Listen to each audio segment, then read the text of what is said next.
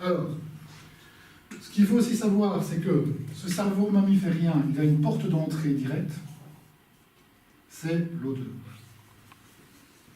Cette odeur, elle va permettre de se connecter directement avec notre cerveau émotionnel. C'est la Madeleine de Proust, c'est, comme tu l'as fait et tu l'as expérimenté tantôt, ah, ça me rappelle les petits vieux odeurs de térébenthine, enfin de trucs, ou patchouli avec autre chose, etc. Donc, c'est un moyen de pouvoir rentrer et de pouvoir susciter des émotions à ce moment-là, pour peu que ton conscient accepte de sortir les émotions. Alors, voilà, je me sens dans une plénitude totale, cette odeur me donne un machin, et il me demande un mot pour l'exprimer. Qu'est-ce qui m'emmerde, ce con? Alors, tu as ton subconscient qui est en train de négocier avec ton conscient, et qui est en train de dire, putain, trouve-moi le mot qui correspond le mieux à mon émotion à ce moment-là. Je suis bien. Ah, tout le monde me sort bien. Non, au-delà de bien, il y a quoi? C'est ça que je veux savoir. Et donc là, ici, il y a une négociation entre les deux. Par contre, ce cerveau moderne, lui, il a d'autres voies d'accès. Il a l'accès par la vue, l'ouïe et le toucher. C'est pour ça que dans le hot, on va toucher les gens, les agiter, les secouer, qu'on va faire des mouvements, tout le temps des mouvements, ça c'est pour la vue, et l'ouïe parce qu'on va susurrer, on va utiliser des intonations, etc. Là, je m'adresse à ton conscient. Le gros problème, c'est que ce conscient, tu vas lui dire, c'est pas bien ce que tu fais, tu dois te comporter autrement. Si celui-là ne veut pas entendre, l'information ne descendra pas. C'est pour ça qu'on l'associe dans le hot à une odeur et qu'on fait rentrer l'information de ce côté-là. Ça va? Voilà, en gros et en résumé, inconscient, subconscient, conscient. Quoi? Le reptilien, il fonctionne à quel moment? Il fonctionne tout le temps, c'est lui qui te maintient en vie. Ah oui, mais je veux dire, dans le hot, il n'y a rien en particulier qui s'adresse au reptilien. On ne change pas le reptilien. Enfin, certains disent que oui, mais on ne le change pas. J'avais une prof d'hypnose qui disait qu'elle pouvait contrôler son attention et ses battements cardiaques. Vraisemblablement que certains Tibétains y arrivent. Oui, parce que... Moi, personnellement, j'y arrive pas encore. Si, moi, le cœur, si, tu sais, j'ai fait le battement de cœur. Toi, tu peux? Ah oui, oui. Tout est pas mal. Ben, si, en méditation. Oui, en méditation, moi je médite pas. Ah oui, d'accord. Mais est-ce que tu peux l'accélérer? Je médite, mais je médite. Oui, Mais quoi? C'est clair pour toi, Chris? Oui, oui. Des commentaires par rapport à ça? Toi, tu es pour le moment, tu es là, tu es dans volonté. Et ce que je te demande, quand je fais l'exercice, quand on fait l'exercice avec toi par le vote, c'est de pouvoir t'autoriser, je dis bien t'autoriser, à aller toucher ceci. Parce que si tu veux changer quelque chose, il n'y a que là que tu pourras le changer. Ça va? Tout le reste, ce n'est que du blabla. Il y a une sorte de cercle vicieux qui se met en place, c'est que tant que tu es dans douleur, ton cerveau ne pense qu'à douleur. Il va monopoliser toute son énergie pour gérer douleur. Avec toute la volonté, tout ce qu'on nous a appris dans notre culture, qui est une culture où on se bat, où on lutte, on combat, on est vainqueur, on gagne, c'est ce que tu entends. Or, ce que je demande, moi, dans le hot, et quand je demande la boulette de papier, que je demande qu'on fasse cette boulette de papier, qu'on la mette de côté, voilà, elle est dans la poubelle, là, hop. C'est une poubelle, là, qu'on l'a mis dans la poubelle, c'est donner l'occasion à ton cerveau de pouvoir penser à autre chose. Parce qu'il monopolise les 7 malheureux petits pourcents qu'il a là, à essayer de gérer le truc. Alors que derrière, il y a 93% du truc qui sont en train de lui dire, c'est pas comme ça qu'il faut faire, c'est pas comme ça qu'il faut faire, c'est pas comme ça qu'il faut faire. Et c'est une lutte incessante contre soi-même. C'est comme si ton inconscient et si ton subconscient, c'est comme un ressort qu'on a comprimé et qui n'arrive pas à se déprimer, à sortir. Et plus on en rajoute, et plus on lutte, plus on le comprime. Et c'est vraiment ça qui est à l'intérieur. Maintenant, attention que quand on lâche le ressort trop vite, il peut arriver une chose qui est vraiment pas reconnue dans notre société, c'est qu'on peut très bien se mettre à l'exprimer émotionnellement, c'est-à-dire pleurer, rire, faire des trucs dans ce genre-là. Et ça, si c'est pas dans nos valeurs de lutte, que dans notre éducation on nous a appris que pleurer c'était être faible, que ce n'est pas reconnu, ben c'est sûr qu'on ne va pas pleurer.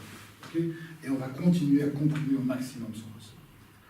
Or, voilà, le passage par l'émotionnel peut susciter parfois des grands éclats de rire, des grandes larmes, des états qui vont être temporaires, mais pour lesquels il faut pouvoir laisser à ce ressort la possibilité de s'éclater. Et qui peuvent soulager la douleur. Et qui après vont permettre de se reconstruire et de soulager, de trouver d'autres solutions. Tant que tu es dans l'énergie, tu es dans le combat.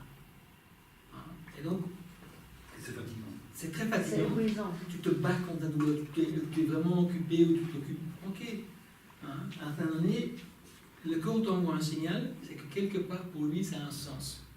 Il n'a pas nécessairement envie que tu le combattes. Hein? Il a envie, ok, je t'envoie un message, qu'est-ce que tu peux y comprendre?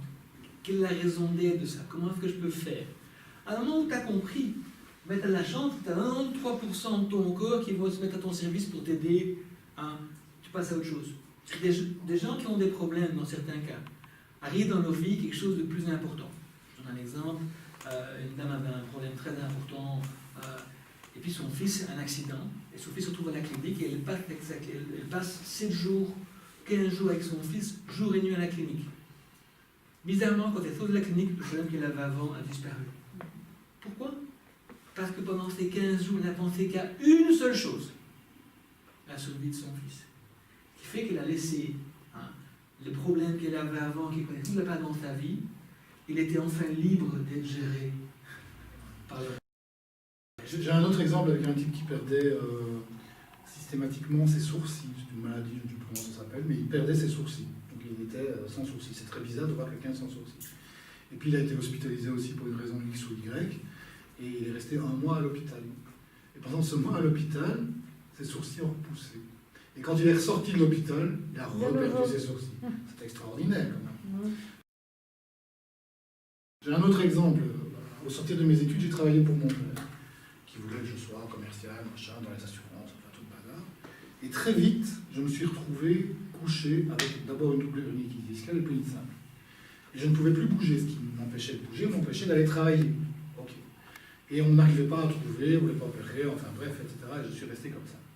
Ce n'est que le jour où j'ai pris la décision que je n'allais plus travailler avec mon père, que comme par miracle, je me suis levé et j'ai marché, comme Lazare de la vie. Mais c'était ça. C'est mon corps qui m'a dit travailler avec ton père, c'est quelque chose qui ne te va pas. Arrête de travailler avec lui, travaille avec quelqu'un d'autre, trouve une autre solution. Et du coup, j'ai commencé à marcher, comme s'il n'y avait jamais eu de lésion. C'est ça qui est extraordinaire. Notre corps, il n'arrête pas de nous envoyer des signaux et de nous dire des choses. Donc voilà, il faut savoir l'écouter. Et par moments, quand on l'écoute, ça veut dire qu'on est en opposition par rapport à notre éducation, notre culture, le bien faire ou n'importe quoi. C'est tout. Voilà pour les 3 cerveaux et la complexité de l'être humain. En résumé, bien entendu, c'est encore plus compliqué si on rajoute le cerveau gauche et le cerveau droit. Le gros avantage quand on travaille ici avec les huiles, c'est que ça va nous connecter à des choses qui sont en dehors du contrôle du mental. Ce sont des choses agréables. On sait trouver des choses agréables qu'on va mettre en mots. Quand tu as parlé des meubles, des vieux, etc., tu n'as pas réfléchi, c'est venu instantanément. C'est vraiment une caractéristique de l'odeur, c'est qu'elle est connectée à notre mémoire via l'hippocampe. Voilà. Parfois, pour d'autres personnes, l'odeur des meubles des vieux, ça me rappelle ma grand-mère qui me recevait où j'étais bien. Peut-être. Pour un autre, c'était un moment où j'étais sans souci, sans problème, libre. C'est important d'être libre, sans souci. Ah oui. Et c'est ce genre de choses qui viennent, et après, il y a un mot qui descend. Et c'était pas... Parce que l'odeur permet de stocker, au-delà de l'odeur, elle va permettre de stocker tout ce qui est autour, les images, les émotions, les mots, etc. C'est vraiment un package qui se met dedans. C'est une des technologies les plus importantes. Tu vis quelque chose, tu le vis à la fois par tes yeux, par ton odeur, par ton corps, par tout ce que ton mental, ton ressenti. La seule chose qu'on ne contrôle pas pour le retrouver, c'est l'odeur. Et donc c'est vraiment la porte secrète qui nous permet de retrouver l'événement et de voir qu'est-ce qu'on peut faire pour pouvoir avoir quelque chose qui nous fait. Et toucher à nos émotions. Voilà pour ce petit rappel. Alors maintenant, avant d'aller manger, je vais vous demander un petit débriefing par rapport à la séance que vous avez faite ici.